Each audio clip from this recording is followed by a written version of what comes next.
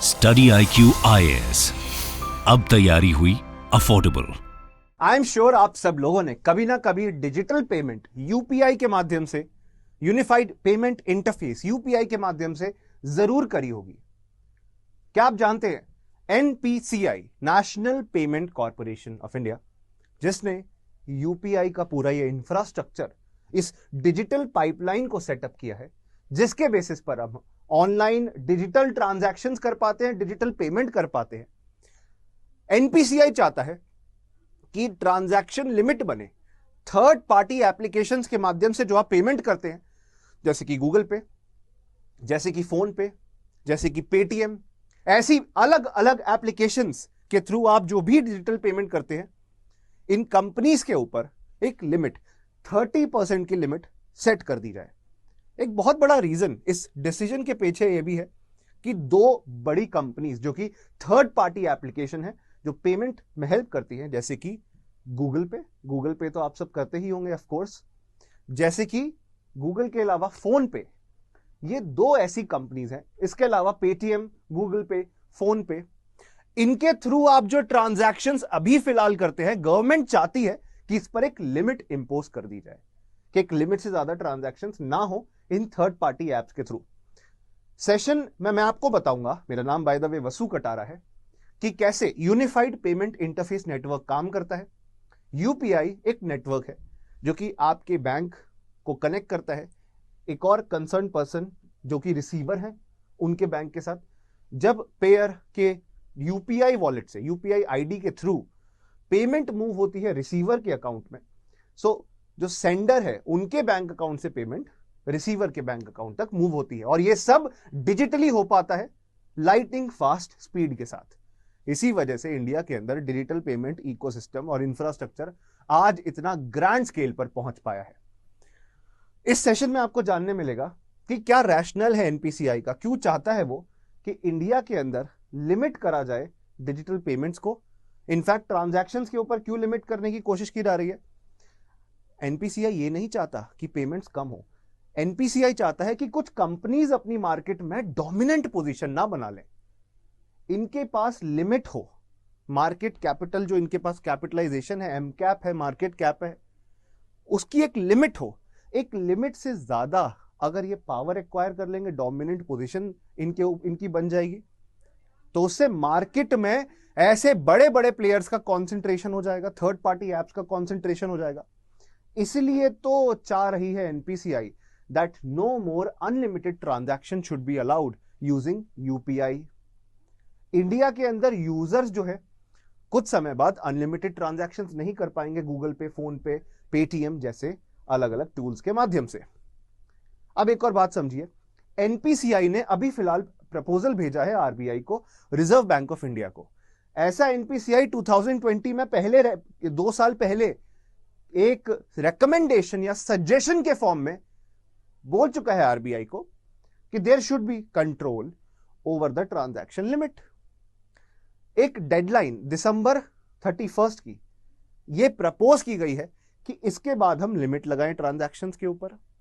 अभी नवंबर एंड तक पता चल जाएगा कि एक्चुअली क्या होने वाला है, क्या लिमिट लगेगी या नहीं, इसके बारे में हमें क्लैरिटी मिल जाएगी ऐसी थर्ड पार्टी एप्लीकेशन प्रोवाइडर्स, मतलब गूगल पे, फोन पे, पेटीएम जैसी एप्स के ऊपर।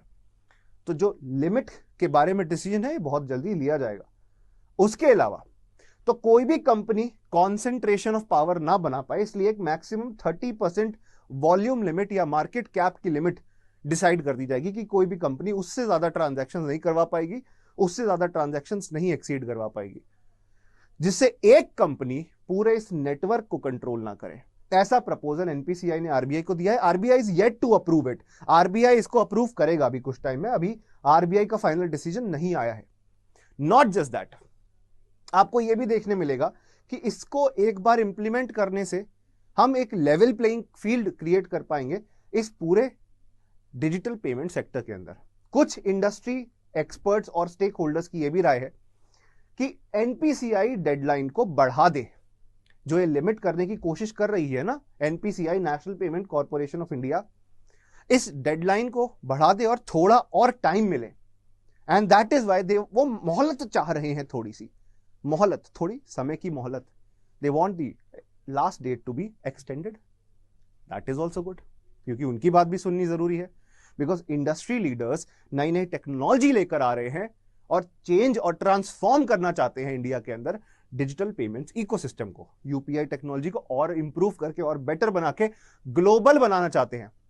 नेपाल, कतर, ओमान, अलग अलग देश यूपीआई ट्रांजैक्शंस को अपने देश में लाने के फेवर में है। It is going to go global very soon, it is going global, पर अभी पूरी दुनिया में फैलने वाला है यूपीआई, इंडिया का यूपीआई, जैसे चाइना का यूनियन पे है। और उसके लिए हमें नेसेसरी चेंजेस, नेसेसरी ट्वीक्स करने होंगे। किसी एक कंपनी को पूरी मार्केट पे डोमिनेशन नहीं करना, बल्कि बड़े बड़े कॉम्पिटिटर्स क्रिएट करने हैं जो कस्टमर के बेनिफिट के लिए, कस्टमर्स के फायदे के लिए काम करेंगे। तो अभी डिसीजन लिया जाएगा इस सब प्रोसेस के बारे में, and soon users like you and me, हमारे जैसे यूजर्स जो हैं वो बहुत जल्दी they will have to be limited by this rule कि हम अनलिमिटेड पेमेंट्स नहीं कर पाएंगे यूपीआई पेमेंट एप्स के थ्रू। अब देखते हैं क्या होता है। 31 दिसंबर की तो लिमिट थी ही, इस नवंबर मंथ के एंड तक we will get to know what is going to happen in future.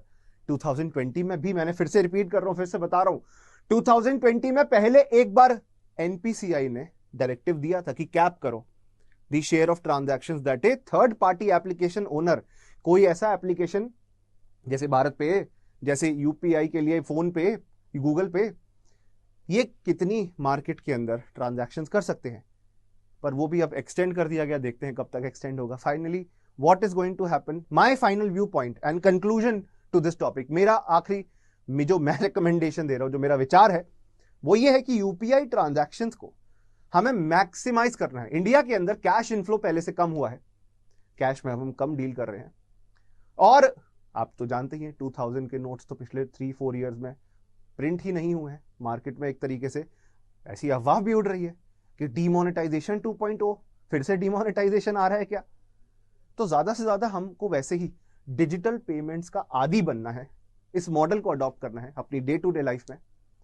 So all and all using digital payment should be made easy, और आसान करना है।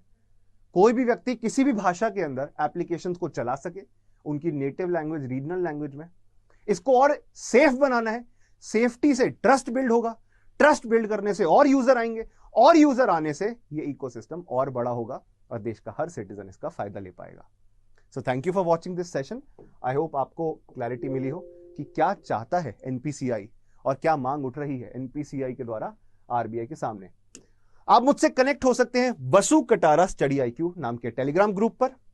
मेरी मेल आईडी है vasu.katara@studiiq.com। इस पे आप मुझसे कनेक्ट हो सकते हैं। You can ask me your doubts related to UPSC batches, UPSC exam से जुड़े हुए किसी भी डाउट, किसी भी क्वेश्चन को आप मुझसे पूछ पाएंगे, मैं डेफिनेटली उसका आंसर आपको प्रोवाइड करूंगा। इसके साथ साथ यूपीएससी की तैयारी कर रहे हो, rest assured we have the best programme for you. Students, UPSC civil service exam की प्रिपरेशन के लिए वी हैव लॉन्च्ड बैच 9। ये फाउंडेशन बैच है, शुरू से अंत तक आपको प्रिपरेशन, स्टार्ट से एंड तक आपको प्रिपरेशन करवाएगा ये बैच, प्रीलिम्स और मेंस दोनों की। इसमें आपको 1000+ hours of live classes, hand written notes, उसके साथ रिवीजन मटेरियल मिलेगा, ज्ञानवाणी सेशंस जिसमें हमारे expert IAS officers, working retired आपको गाइडेंस प्रोवाइड करेंगे। उसके अलावा 1-on-1 मेंटरशिप प्रोग्राम, जिसके थ्रू आप जो भी पढ़ाई कर रहे हो, अगर कहीं कोई कंफ्यूजन होती है, कहीं कोई क्वेश्चन है यूपीएससी से जुड़ा हुआ, नॉन एकेडमिक क्वेश्चन है, आपके पास 24/7 आपके पास पूरा एक्सपर्ट असिस्टेंस होगा हमारे मेंटरशिप प्रोग्राम के तहत। तो जरूर जुड़िएगा इस यूपीएससी सिविल सर्विस एग्जाम की प्रिपरेशन के कोर्स में 30 नवंबर। तो जरूर जुड़िएगा इस यूपीएससी एग्जाम प्रिपरेशन कोर्स में, जो कि 30 नवंबर से क्लासेस स्टार्ट हो रही है। मॉर्निंग 8 AM 3 घंटे करीब क्लासेस चला करेंगी। इसमें मैं भी आपको पढ़ाऊंगा गवर्नेंस, इसके अलावा एथिक्स जैसे अलग अलग टॉपिक्स में आपको पढ़ाऊंगा, इंटरनल सिक्योरिटी।